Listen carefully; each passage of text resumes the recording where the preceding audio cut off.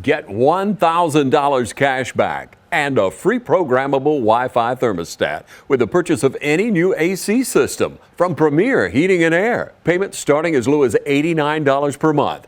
Premier Heating and Air, a locally owned and operated company. Offer absolutely ends August 31st of 2023.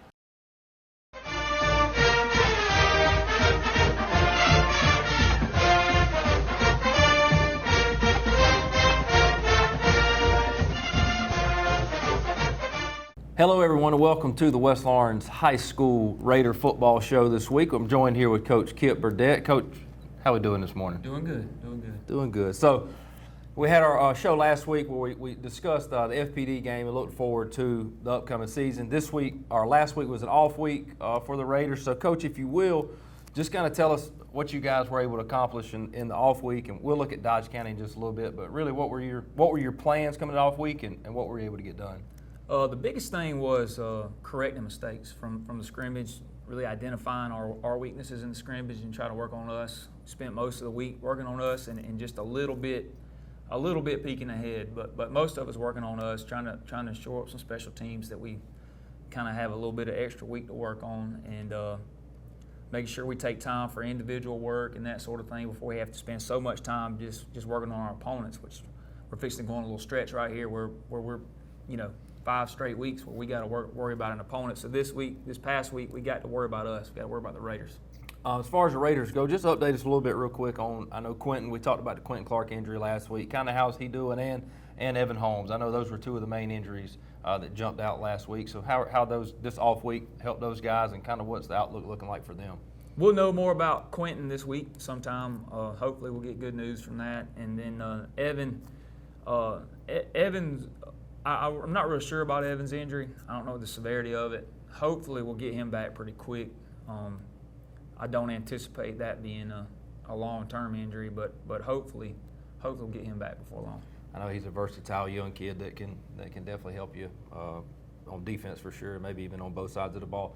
Coach, I know last week, and a lot of teams are experiencing this right now with the heat. It's especially right now it's smoldering hot in the afternoon. So what is last week were you hit by it, and what's that do for you guys when the wet bulb says this and you can't go outside, or how has that affected you guys this past week? Well, last week, we came out Monday after the scrimmage and just went in our blues and grays and just helmets. So that we were able to kind of get by under the restrictions with that. And then Tuesday, we knew it was going to be almost impossible last week to get outside. So we did most of our work in the gym. The volleyball team was gone, so we were able to get in the gym for the most part and kind of get some stuff done in there. It was pretty good. And then luckily the humidity got out of here Wednesday and Thursday, and we were able to get outside both of those days.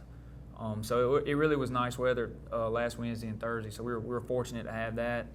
And then Friday night, that was they had good weather down there at the Dodge and Bleckley game. So I don't think we're going to be that fortunate this week, and so I've talked to a lot of coaches around the state.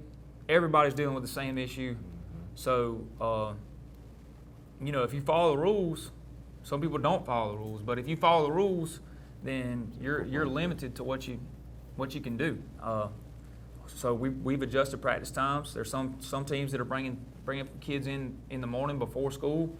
I think logistically that's difficult for us. So we're adjusting our practice times a little bit this week, kind of pushing everything back.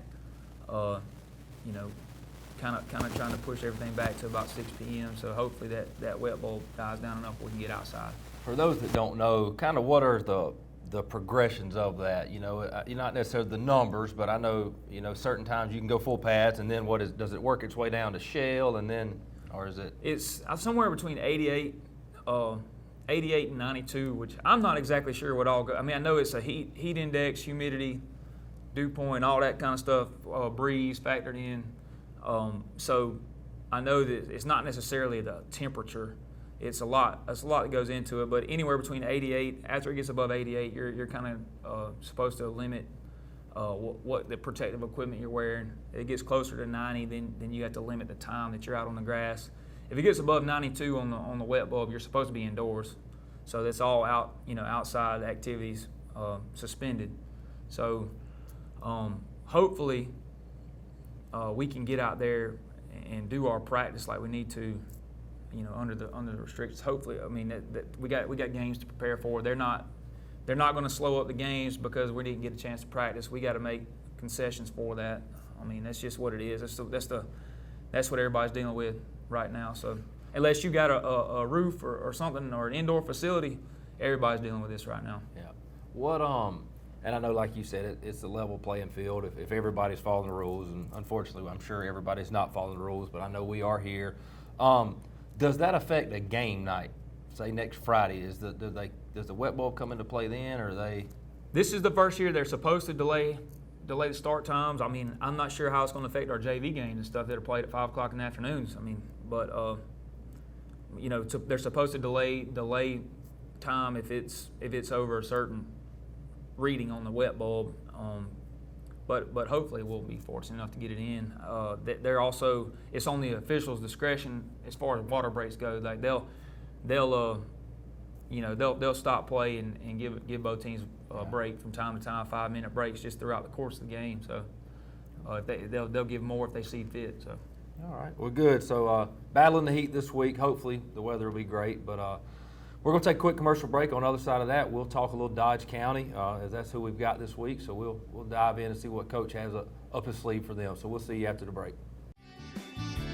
The heat is on at Wayne Kemp's Dublin Auto Sales, and you'll find a great deal on a new set of wheels. From SUVs, trucks, cars, you name it, Wayne Kemp's Dublin Auto Sales has it. So come on in today and see TJ, Trey, Alan, Britt, or any of the friendly sales staff at Wayne Kemp's Dublin Auto Sales, where good deals and good people meet. Log on to DublinAutoSalesGA.com for more information, or just come see us at 606 East Jackson in Dublin. Wayne Kemp's Dublin Auto Sales. The heat is on, and it's time to get a great deal. Hello fans, Ben Knight for Farmers State Bank. Friday night football and Farmers State Bank. As easy as FSB. Dedication, hustle, trust, commitment, and teamwork. Giving our all every day, just as our local football teams do every Friday night. Join us at Farmers State Bank and support your local team. Member FDIC, Equal Housing Lender. Hi, I'm Dr. Dustin Gay. I'm a local orthopedic surgeon with Houston Clinic Orthopedics, and we'd really like to invite everybody to come out to our new office facility to take a look at it. It's a larger space with physical therapy, and we're just excited to have it, and we'd love for people to come out and visit us. Come by and see us today at our brand new location, the Houston Clinic, Medical Drive in Dublin. All right, ladies and gentlemen, welcome back to the West Lawrence High School Football Coaches Show. Along here, I'm Chuck Hill, along with Kip Burdett, and we talked about the off week before the break and a little bit of that stuff. So now we're moving forward, and as Coach said before the break, we've got a long stretch here of games with no off week. So now it's focused on the opponent, prepare, focus, and prepare. So, Coach, I know you guys were able, with the off week, you're able to go scout, and Dodge hosted Blakely this past week, which is great because that's our two of our next, 3 opponents maybe? I know we got Dodge. 4. We played Blakely right before the start region play. But. So a great opportunity to kill 2 birds with 1 stone there and get to see both opponents. But looking at Dodge from the game, let's just talk about them offensively first. I know a lot of people talk about Duke Johnson and offensively and versatile player, but I'm sure they got other guys too. What did you take away from watching them on offense? Well, they're really athletic on offense. Got several home run hitters over there. They'll spread the ball around. A lot of people touch the ball. I would say they are a run first team, but they will put you in a myriad of formations and put some stress on the defense. So you gotta be ready to line up to a bunch of different stuff. Of course, Duke Johnson and most of their guys are two-way guys. Most of their good players are two-way players. I think other than a few line of scrimmage players, and a couple of those play both ways as well. But all skill players are going to flip around. They really don't leave the field. They'll be the return people in the kicking game and that sort of thing. But almost all their players are two-way guys. So, of course, Duke's going to play several positions on offense. He'll be out wide. He'll be at a wing. He'll be at the running back. He'll be at the quarterback. Now, the last 2 years, it's mainly been quarterback for them. Yes. And now they kind of transitioned into pretty much Mr. Everything. Try to get in the ball in a bunch of different ways. So one that I've been impressed with on film, and a bunch of others too. Bryce McDuffie, who is a senior, a two-way guy. He's a skilled player. He's number 5 for him. He'll play little wing, little running back, little wide out. So they kind of move those guys around where you can't really get a beat on them. And the quarterback, Zy Lee, is a pretty good player too. That's the one that moved in to play quarterback, and he can hurt you. He can hurt you running and throwing. So you got to be prepared for that. And really just run a lot of stuff at you that you got to be ready for. So they'll try to get you out leverage really quick and get the ball in the hands of their speed guys and go. Supposedly their offensive line's all new players, but I think that there's some talent in that group. So they are a decent offensive line. We got to make sure that we try to control the line of scrimmage, but they got a lot that they throw at you, so you got to be ready for it. A decent offensive line can be made look a lot better with people like Duke back there behind them. Yeah, most definitely. As a defensive guy, when you play a guy, and I'm highlighting Duke really because he's one the big name over there. Is he a guy that when he's on offense, are your guy's going to know going into Friday, we got to find him every play and see where he's at, and we dictate stuff off of that, or is it just kind of line up wherever he's at, and we just going to play it? You know what I mean? I think there's several schools of thought on that, but they're talented enough where if you focus all your attention on Duke, then somebody else is going to get you. So, Right. Like I said, number 5, number 4, number 3, all those guys are going to give you a hard time if you're not sound. You got to be sound first, and then we got to be conscientious of where he is for sure. Mm-hmm. But He ain't the only one. he's not the only one. He sticks out because he is a pretty athlete, but he's not the only one for sure. I've coached against him the last couple of years in basketball, and he's one of those guys that really makes a basketball uniform look good. Looking at the defensive side of the ball for them, anyways. What kind of stood out to you about what they do defensively? And you said a lot of these guys go both ways. Is that something you think try to take advantage of? With them having to play both ways, which I know a lot of our guys are asked to do that too. But what defensively did they do that you were able to notice? Well, they're a 3-3-5 defense, or 3-5-3, however you want to term it. But they try to rely on stunts and blitzes and that sort of thing to cause negative plays. So we got to be ready for that. I mean, Bleckley, they gave Bleckley fits at time the other night. With their stunts and that sort of thing, and then. They got the same athletes that are touching the ball are on the perimeter of their defense, so they got some people that can run around on that side of the ball. So, it just causes some problems, some speed, and then, if you can take advantage of it, I don't know that we can because we're in the same boat a little bit. We got a lot of kids that are going to play both sides of the ball, and we'd like to, probably 2 platoon a little more if we could, but we're going to try to put the best people on the field. It would be beneficial if you had that because it's going to be 100 degrees Friday. But we got to do the best we can what we got.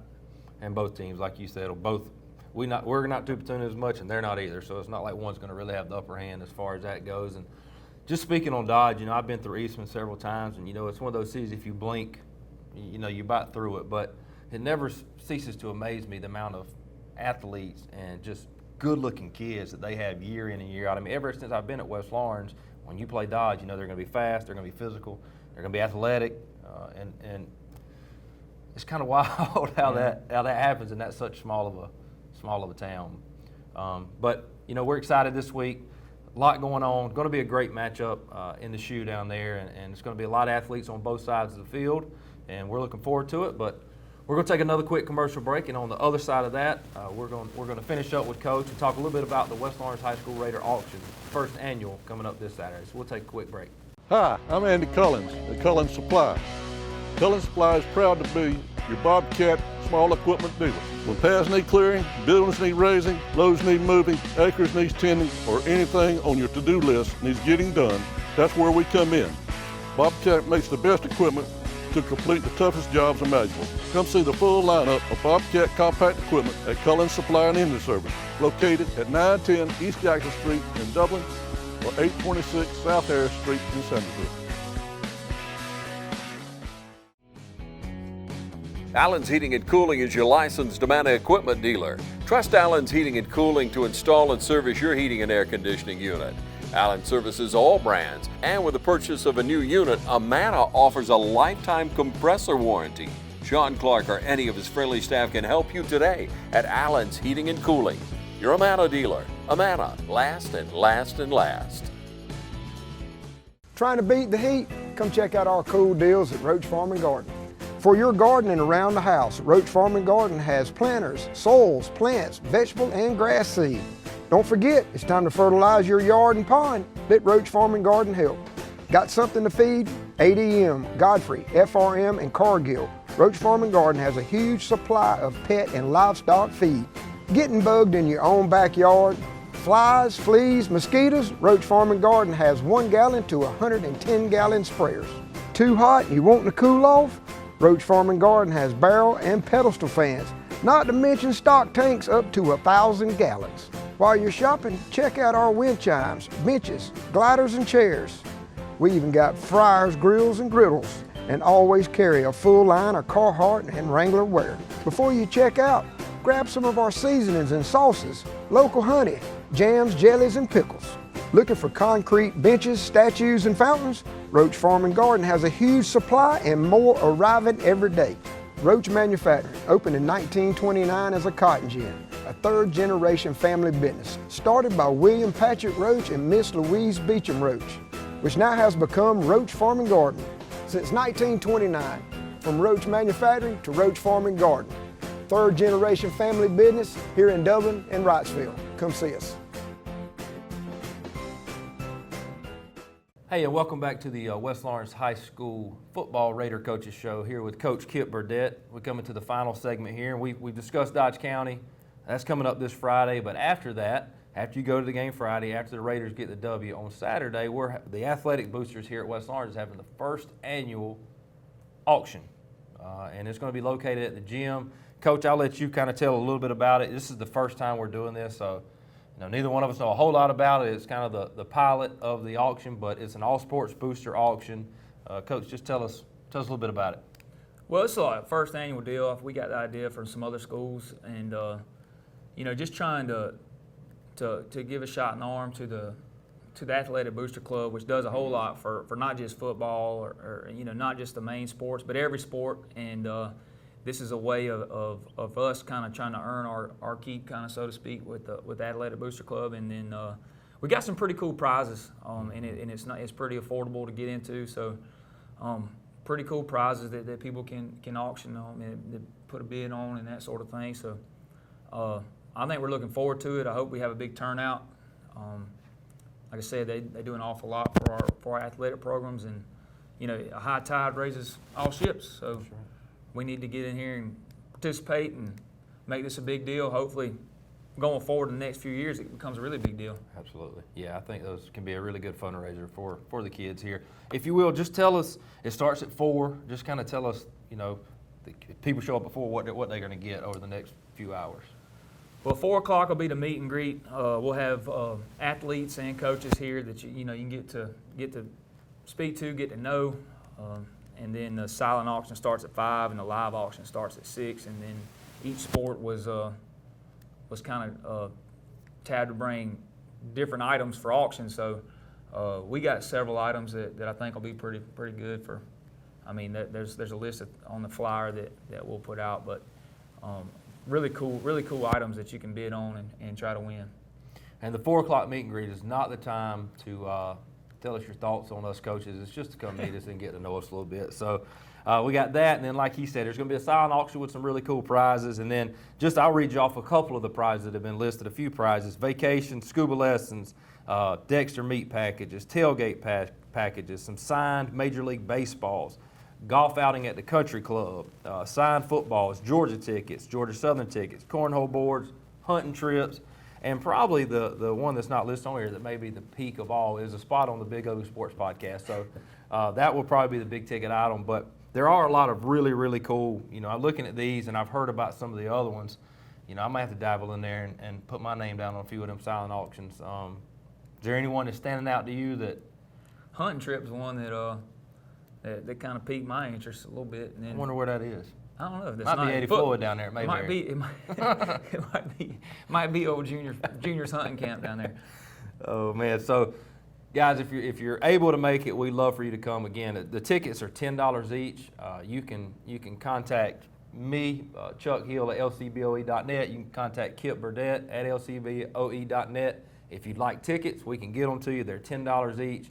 And for that, there's going to be all kind of stuff, prizes that you can win. And you're just really supporting the kids, of all the West Orange kids that football is able to raise a whole lot of money to help keep the system alive. But a lot of the smaller sports, it's hard for us to keep it alive. So this is an opportunity for us to raise some funds to help all the other sports. So we're really, really excited about it. I know Coach Clayton and Miss Bill and them have put it together, and it's going to be great. So if you can, make plans to come and attend this Saturday, the 26th at 4 o'clock in the West Orange High School gym. Coach, before we close, you got any closing thoughts here? That's all for the kids. That's not, that we want to do everything we can to help the kids. So all that's to help our athletes student athletes at West Orange. So That's right. come out and support. Well, we hope to see you Friday night at the game at the Shoe as Dodge County comes into town. We hope you join us all year long as we continue to talk about the previous week and look ahead to the next week here with Coach Burdett. Also, join in as TV 35. The game will be airing next week from this Friday night. So myself and Coach Tyler Rogers will get to do the play-by-plays. We're really excited about that. So make sure you go view it if you're not able to come to the game. But we hope to see you there. And that's it for this week's edition of the West Orange High School Football Coaches Show. I'm Chuck Hill, Kip Burdett. We'll see you next week.